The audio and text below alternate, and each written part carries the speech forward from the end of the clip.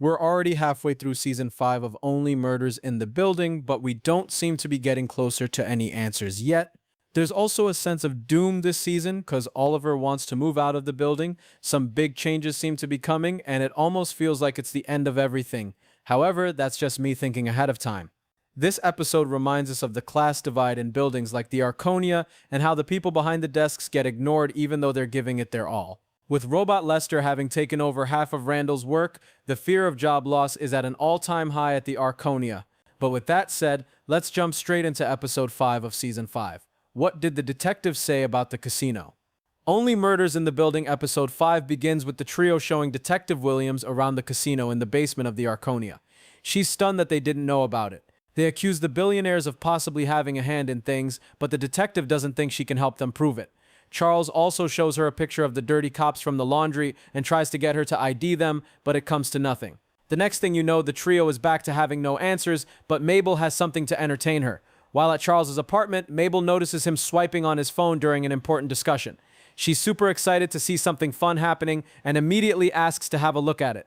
This gives her the entertainment she's been missing for all this time, and she's delighted to see his profile, and she feels rejuvenated, as do we all. But what Mabel doesn't know is that Charles is now taking testosterone. Charles admits this to Oliver after Mabel leaves the house. Earlier, we saw Charles talking on the phone about being part of an experimental drug trial. This will come into play later in the episode. What happens at the building meeting? Williams earlier advised the trio that talking to the staff is the best way to get all the information you need. However, they're surprised to notice that Lester, the robot, has started to take over everybody's duties. He's delivering packages, spying on people, and cleaning up messes. Oliver and Mabel finally make it down to the basement, where they first talk to Ursula. They have to buy some oat milk from her in order to get her to talk. But she doesn't really give up any information. She just tells them to talk to the garbage guy. The garbage guy, of course, knows everything about the building and has the lowdown on everyone's intimate secrets. For example, he knows that Charles is taking testosterone, and he also reveals that Oliver has been made an offer for his apartment. Oliver reassures Mabel that he's not taking the offer, but ultimately the garbage guy doesn't give them anything about Tommy the Tongue. As Mabel walks away, though, Oliver asks the garbage guy if he could hand him the offer letter he found anyway. On the other hand, Charles has a hot date night planned with a murder suspect. Unfortunately, Sophia couldn't get babysitters for her adult kids in time, and they're around as well, at a different table of course. What follows is a flirtatious hibachi session where Charles gets unethically close to a potential killer. Back at the Arconia, the duo arrive at the staff room where they see a carving of Putnam. They also see that somebody scratched Die Lester Die into the table. They get discovered though, and Randall confirms that he scratched the markings, but about the robot, not the human. Everybody's upset that the robot has taken over their jobs and made them obsolete, so Oliver offers to organize a building meeting on their behalf. As everyone's getting ready for the meeting, our duo runs into Lester the robot, and he lets them know that he's been ranking the residents according to his own invisible calculations. Oliver's very low down on this list and gets all indignant about it, and though Mabel's pretty high up, her only concern is whether she ranks higher than the Pache. The meeting begins, and it's chaos, as you'd have predicted. The staff's concerns are roundly ignored by Howard, who doesn't think they deserve to keep their jobs if Lester can outperform them. Surprisingly, the rest of the Arconia's residents don't seem too bothered one way or the other, and are pretty much just annoyed they had to show up for a meeting in the first place. This biases them against the people who called the meeting, i.e. the staff whose jobs are in peril.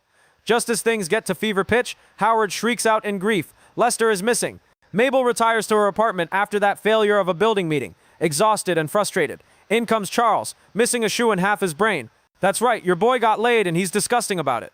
Mabel hears more than she ever wanted to about Charles's escapades in the back of a van. In the middle of this discussion, we see Lester zooming by the window yelling, "Oh no!" Charles and Mabel stick their heads out the window and lament the death of a second doorman, first robot, in the courtyard.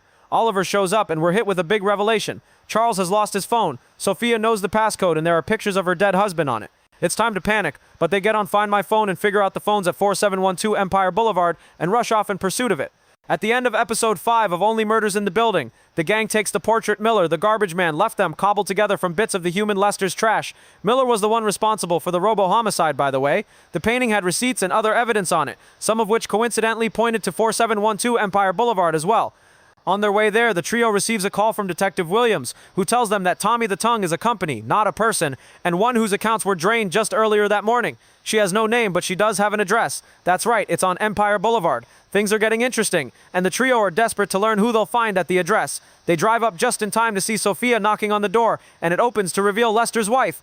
Their immediate impression is that they've stumbled upon a bereaved widows meeting, but what if they're not actually grieving? What if they had a hand in their husband's deaths? We can't tell for sure. We'll have to wait till next week to find out. So what are we left with? By the end of episode 5, our Tommy the Tongue is revealed to be a company, not a single person. The financial trail leads to drained accounts and to Fort R712 Empire Boulevard. Sophia knocking on Lester's wife's door changes everything. It might be forgiveness or it might be confrontation. Next episode we'll need to answer. What role did the widows play? Who was actually moving the money? Was Lester's death tied to this company? And perhaps finally, who benefits most from all this deception? If you thought the clues so far were sharp, they're about to get sharper. Stay tuned.